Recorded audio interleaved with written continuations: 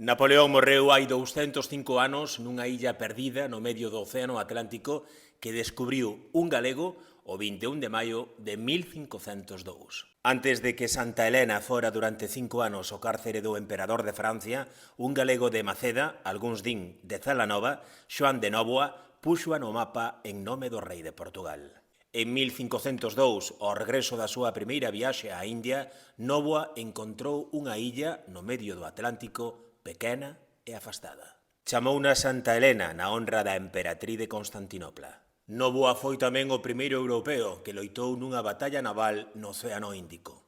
Descubriu illas e illotes e púxolles nomes que soan a Galicia, como a galega, aínda que outras teses atribúen o nome a unha derivación do termo portugués galé, que nomea un tipo de barco.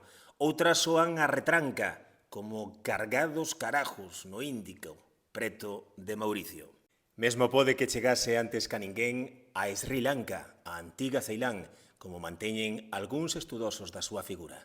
De Nóvoa fuxira de Galicia polas revoltas irmandiñas e polo seu apoio final á causa de Juana la Beltraneja e acabou en Portugal, onde chegou a ser alcaide de Lisboa e un dos mellores mariños da coroa lusa na época das grandes descobertas portuguesas.